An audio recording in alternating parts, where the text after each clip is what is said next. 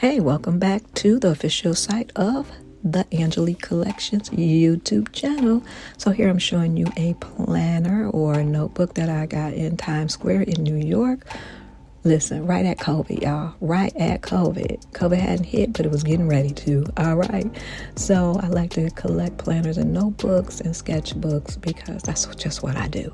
So I want to show you a couple of the necklaces that I made. Remember these ceramic necklaces that I talked about? Well, I've gotten rid of a lot of them, but these are a few that I'm going to put on the Angie Collections website, along with a few more products as well. So I'm just kind of getting ready for the website. I'm trying to move the website over into another space, so that's what I was working on. So that's why you haven't seen the website up. But if you actually join the mailing list, you'll know when I launch the website again, the Angie Collection. So here I'm going to show you a little bit. Oh yeah, the stickers. Listen, remember I told you, oh, that's one other little ceramic piece. But let me tell you about the stickers. Remember the stickers are mystery stickers. Remember I told you about that? So this is what the stickers are going to look like, but we don't know what you're going to get. You don't know what you're going to get, right? Because it's a mystery bag and it has little stickers in it for your planner and notebook. So I'm really excited about that. So let me show you how I set it up. I set mine up for January 2026. I just got started early and I actually numbered it, and I'm showing you here, put some stickers in it. I put one of my favorite scripture in it, Deuteronomy 8:18, which says, "But thou shalt remember the Lord thy God, for it is he that giveth thee power to get wealth." Remember that. It is God who gives us the power to get the wealth, all right? So we just have to be obedient to his word and his will, and hey, we good to go, right? Now, let me tell you, sometimes it takes time. So, just be patient. It takes time. All right. So here I am getting ready to play in the Write the Vision notebook. I'm really excited about that. And I hope you went over to businessmindedllc.com so you could actually learn about what Habakkuk 2:2 really meant. All right. About write the vision and make it plain.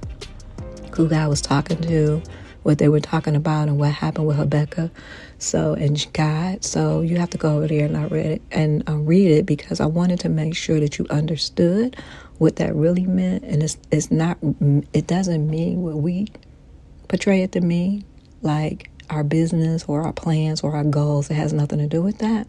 But what it did represent is the fact that what God wanted Habakkuk to do it like he wants us to do is trust him. All right? Just trust him and know that the timing is going to be right. So just wait on it. All right? In your business, family, whatever you're praying for is coming. You just got to wait on it. All right? And we also have to do some things too in order to get right with the Lord, because it's some repentance and forgiveness. All of these things that we have to do, y'all. It's certain things that we have to do ourselves in order to move forward too. So if you're feeling stagnated, you have to remember that.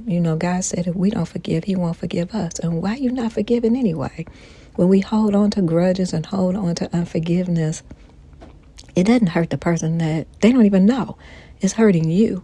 So the Lord said you need to forgive so that he will forgive you. And that is in the Bible, okay? I'm not telling you nothing that's not written, all right? So as you see me here, I'm drawing in my planner journal, not planner, my journal notebook. I like to draw. You can do whatever you want to in it. I'm going to do a little vision page in there as well. But right now I'm working in there and I'm going to put my scripture in there, and the scripture that I'm going to put in there, which I talked to you about earlier, is about 1 Kings 3, starting at verse 9, which actually is Solomon requesting wisdom from God. Remember I told y'all we gonna learn how to run our business like Solomon. But however, what we don't want to do is what he did towards the end after God told him to keep God's commandments, and he did what he wasn't supposed to do, okay?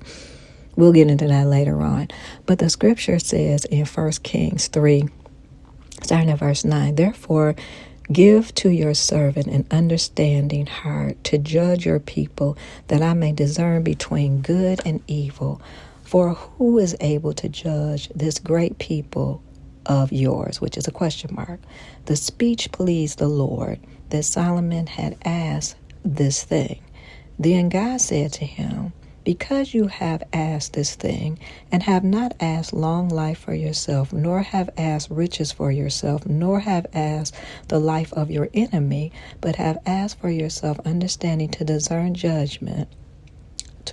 justice, behold, I have done according to your words. See, I have given you a wise and understanding heart, so that there has not been anyone like you before you, nor shall any like you arise after you. And I have also given you what you have not asked, both riches and honor, so that there shall not be any one like you among the kings all your days. So if you walk in my ways to keep my statute and my commandments, as your father David walked, then I will lengthen your days. And then it goes on, because it was a dream, and he woke up, and of course, God talks to you in your dreams, okay? He talked to you in your dreams now. And indeed, it had been a dream. Yep, that's what it says next. And he went to Jerusalem and stood before the ark of the covenant of the Lord, offered up burnt offerings, offering peace offerings, and made a feast for all his servants. But, however, it keeps going. So then he ended up building some things. Oh man, it was good. It was awesome. But towards the end, he did some things that God told him not to. Like I said, we'll get into that, and that's how Solomon just messed up and lost stuff, right? Man, come on, man.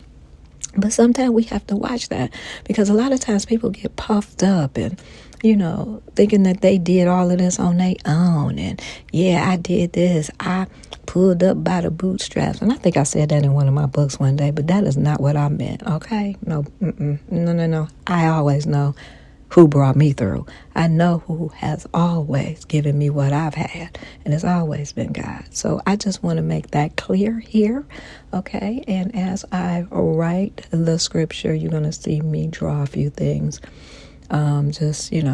You're going to say, why is she covering up the scripture after she wrote it? Because it's art, y'all. That's what it is. I know the scripture because I ended up putting it in my planner.